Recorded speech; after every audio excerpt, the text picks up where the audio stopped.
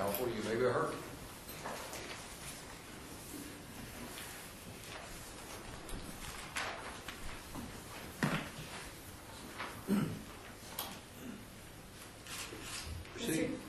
Mr. Chief Justice, may it please the Court. My name is Suzanne Peters, and I represent Andrew Finicum, Victoria Finicum-Corder, Rebecca Finicum-Clinton, and Sidney Lewis Church of God, respondents in this matter. Your Honors, respondents respectfully request that this Honorable Court affirm the decision of the 12th Circuit. Well, then why is the plaintiff, in this case, a public figure? Respondents are not contending that a petitioner in this case is a public figure. Respondents believe that petitioner in this case was a private figure. However, when it comes to an IIED claim, the public-private distinction, as respondents contend, does not matter. In terms of the Gertz case, in which did state a public-private figure distinction, that was a defamation case. And defamation cases are different than IIED cases. The state's interest in that case is very different. The value of speech at issue is different than what is here today. Counsel, before we go too far, I thought before we begin this whole line of cases in New York Times versus Sullivan, the Supreme Court expressly said, we don't care what the state calls it, we care about the impact. Didn't they say those very words? Yes, they did, Your Honor. However, does that defeat the argument you just made? No, Your Honor. Respondents contend that even though it doesn't matter in terms of whether it's a defamation case or an IIED case, in terms of the private-public distinction, the reason for that distinction that Gertz said was that a private figure is more vulnerable than a public person. And in that case, a public person has access to the media, and a public person can remedy the wrongs that have been targeted towards them. Respondents contend that in an IIED claim, this access to the media is not as important. There are no false statements to correct, and it does not matter in that case. And respondents contend that in terms of whether a plaintiff is a public or private distinction, it does not matter in terms of the actual malice standard. Petitioners today are arguing that the outrageousness standard is a high enough standard. Respondents respectfully disagree. This Court has specifically stated in Hustler magazine against Falwell that the outrageousness standard is no standard. When it comes to public discourse and social discourse, it allows a jury to impose their personal beliefs in terms of making a decision. It has inherent subjectiveness about it. And respondents contend that this actual malice standard must be in place in order to replace this very subjective outrageousness standard. Well, why does it make any difference as to act, if it's an intentional infliction of emotional distress, the falsity of the truth of it, what's the rub? It's the intentional infliction. So why do you have to even have an actual malice? Why does falsity or truth even enter into the equation? Well, this Court actually addressed that exact concern in Hustler magazine against Falwell, and it stated Jerry Falwell in that case was very vigorously stating that it's the intent to cause the emotional harm, it is the intent that matters. And the Court in that case said that this intent argument should not receive that much solicitude. The Court specifically stated that we cannot risk chilling public debate because someone might be put on trial because their intent... But what's the public debate? Are you now saying that this soldier is a public figure from that standpoint, or that the obituary that was in the paper made him a public figure? No, or it's a matter of public concern because he was in the military? What's your position? Respondents contend that this was a matter of public concern. Their science, the majority of their science address issues that are very, very popular in the public realm today. Those are homosexuality, homosexuals in the military, and American military policy in general. And so the majority of respondent science were of public concern. Respondents do concede that two signs, as Petitioner pointed out, were more specific. Burn in Hell Andrew and Andrew drove a gay car. However, this Court has stated that when determining whether matters are of public concern, one must look to the context, the form, and the content. And respondents contend that these two particular signs, the content of them, cannot be divorced from the context. So any person serving in the military, automatically, whether you agree or you disagree with the fact that there is a war going on, that automatically makes it a matter of public concern? Respondents chose this funeral because it did involve a military figure, yes. However, respondents believe that this would be the most effective way for them to get their religious beliefs out into the realm of public discourse and invite comment on it. They chose this funeral because they believed that it would be the best chance for them to get their religious beliefs, which they believe strongly, out into the realm of public discourse and invite comment on it. So it's not that going to a funeral of a military person makes it a matter of... Where do you draw the line then? Or is there the capability of drawing the line in the matters of the First Amendment? There is a chance to draw a line in terms of the First Amendment. However, what is lacking in this case is any type of statute which would have put respondents... Well, what I want you to do is, if you say there is, give us an example. An example of where the line would be drawn would be if respondents attended petitioner's son's funeral, had one sign that said America's hates fags, which is one of their signs, and had the remaining 7 of them specific towards Lance Corporal Keatley. That would be the line in respondents' belief. So in this case, you had the 2 signs that specifically were addressed at Andrew. Does that meet the test that you just explained to us? Respondents believe that those 2 signs, when a reasonable, prudent passerby would walk by the street and would see the context of what respondents were doing, the context of it was a matter of public concern.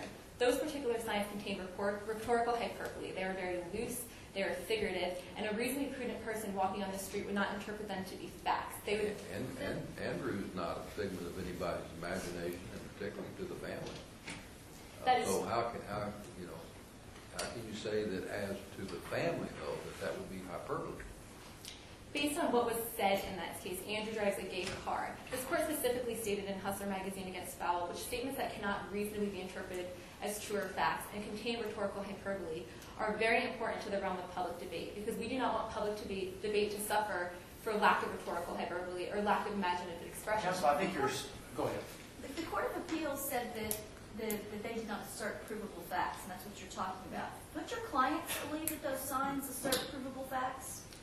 Yes, Your Honor, respondents do believe that. However, even because someone might believe someone so strongly does not mean that it is fact. And respondents are arguing that a reasonably prudent person on the street passing by these signs would believe that what they were saying was a matter of public discourse and was a matter of public concern. And thus, because it is a matter of public concern, it is protected by the First Amendment. Do you believe that any of the signs assert provable facts? Respectfully, Your Honor, respondents do not believe that any of them assert But provable they facts. do. You told me they actually do believe that. But do you, as their counsel here arguing, you believe that none of them assert provable facts? I believe that those are their religious beliefs, and one cannot prove someone else's religious beliefs as to be true or not. Someone cannot prove whether Andrew is burning in hell. Someone cannot prove whether God condemns homosexuals. And so while it might there be beliefs, as a third party, someone is not in the position to be capable of evaluating whether someone's beliefs are true or not. So you have a litigation position different than what your clients really believe. Yes, Your Honor. Okay, that seems very odd. But what I'd like to pursue with you is a different. If this funeral had been held at Andrew's home, do you agree there could not be pickets across the street doing exactly what they did? Based on the standards set forth in Frisbee against Schultz, this court has specifically stated that a home is unique and that someone cannot target picketing towards a home. Okay, so you couldn't do it at home. And suppose that it were held in a neighbor's home. What about that? Frisbee's would still apply, don't you think? I'll short circuit our discussion. I believe that in terms of what the Supreme Court was saying is that the home is unique, yes. And residential areas are unique. That is correct, Your Honor. Why shouldn't we extend that to the, we say church home, it's your home church, it's where you came from. Why shouldn't we simply extend that to churches? This is an easy case. Why not do that? After all, your people are religious, they like churches. In terms of answering your question, Your Honor, this court has been particularly reluctant to extend the captive audience doctrine outside the home. When it has done so, in terms of what Petitioner pointed out in Hill against Colorado, in a healthcare facility, the court was particularly vigilant to state that what they were doing was not banning any type of picketing whatsoever outside the medical facility in Hill against Colorado. They're specifically stating that you cannot sidewalk counsel, you cannot approach someone, you cannot impede their access into the healthcare facility. The court specifically stated that, and they wanted to make it very clear that what they were doing was not saying that you can't stand 100 feet with signs and yell. You are still free to do that, but you cannot come within 8 feet of someone and inhibit their ability to enter that healthcare facility. Do you think we should revisit that precedent? Respectfully, Your Honor, respondents would argue no, and the reason for that is that this court has stated that oftentimes people are captive once they leave their house, and people often have to deal with offensive speech. And if this court had to then reevaluate it and come up to a point where they would have to list every place where someone might have to have a privacy interest, it would not be practical and it would not be an efficient manner. No, I'm asking, what if we just said that was wrong, we should not have ever extended it beyond the home? And that the home should be the only place where you can't be target picketed, and any public place you can be. Would you be in favor of us changing our precedent in that way? Respondents contend that the court did have a good reason in Hill against Colorado and Madison against Women's Health Center, and that is that in those cases, the parties involved were trying to enter a healthcare facility and seek healthcare access. And so, It's supposed to be plain here. They were exercising their constitutional rights, right? yes, Your Honor. Okay, well, why doesn't that apply here? In this case, we're not saying that petitioners in this case do not have a constitutional right in terms of being in this church. What respondents are arguing in this case is that the statute in which petitioners relying on, the intrusion upon seclusion statute, did not put anybody on notice as to what they could and could not be doing. It was overly broad, it was impermissibly vague. Someone does not know. Petitioner stated today that if they were not in sight, but they could still be hearing chanting, well then they would still technically be here today. How is someone to know that based on looking at the statute? One does not know whether they can stand 100 feet away and chant softly, stand 200 feet away and chant loudly. People are not aware in this case. And so the state does have an interest in protecting the constitutional rights of petitioner. However, if the state wants to do it, it has to do it in a much more narrowly tailored fashion. This court has addressed this issue in Cohen against California, where the standard was offensive, as it is in this case. And this court specifically stated that does this offensive standard allow someone to know that what might be permissible speech in one location is not permissible in another? And the court stated that this offensive standard does not put someone on notice. And respondents contend that this is exactly what is going on in this case. If respondents could stand in the public square and do this, but not here, how are they supposed to know that? If the state does want to regulate funerals and does want to protect this privacy interest of petitioners, the state must do so in a more narrowly tailored fashion than it did. It cannot use a tort of intrusion upon seclusion to achieve that goal.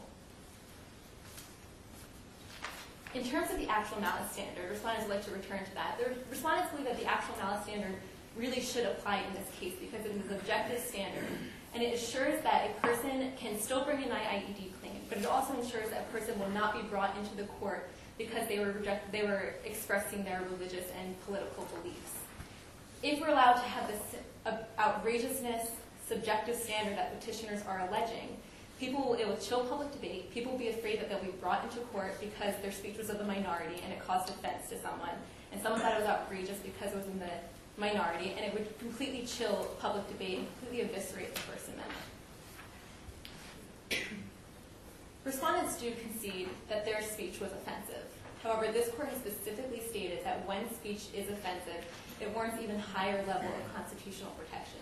Respondents argue that they would not be here today if they were chanting signs like, "We love Andrew," "Rest in peace, Andrew," "God loves military." We would not be here today. This is all based on the content of what respondents said. And a state cannot be content-based in their applications of statutes, and this is exactly what is going on in this case. Respondents also do concede today that not all speech is protected.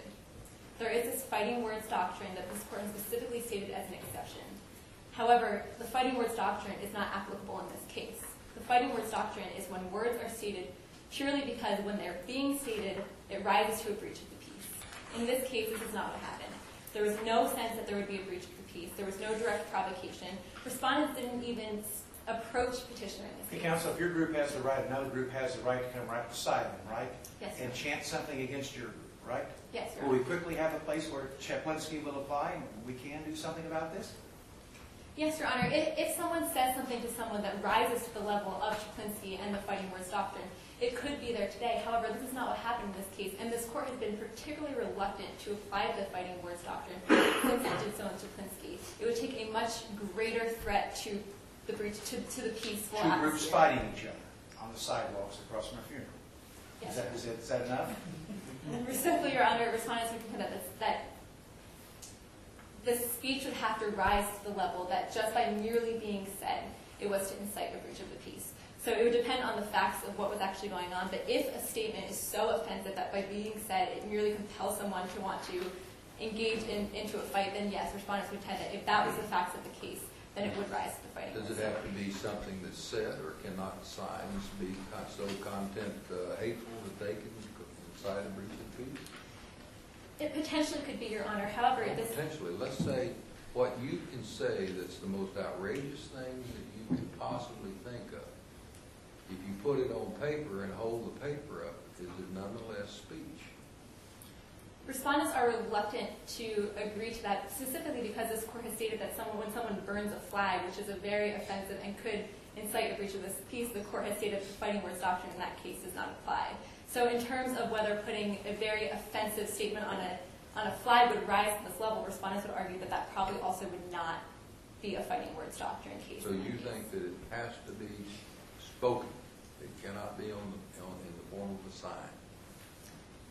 It would have to be a very outrageous, very hurtful, very type of sign that would rise to someone to breach the peace, would be respondent's answer to that. How about a picture? We're using words, we're very literal lawyers. What about pictures that are shoved in people's faces? You know the kind of pictures that are held up in these kind of cases. Your Honor, my time has expired. May I briefly answer your question and conclude? Okay. In terms of the picture, again, respondents would argue that if this court has stated that burning a flag does not rise to the level, then a picture like the word on a poster would have to be have a very offensive type of nature. For the reasons stated today and in respondent's briefs, respondent respectfully requests that this honorable court affirm the decision of the 12th Circuit. Thank you. I would inquire, is there any rebuttal time?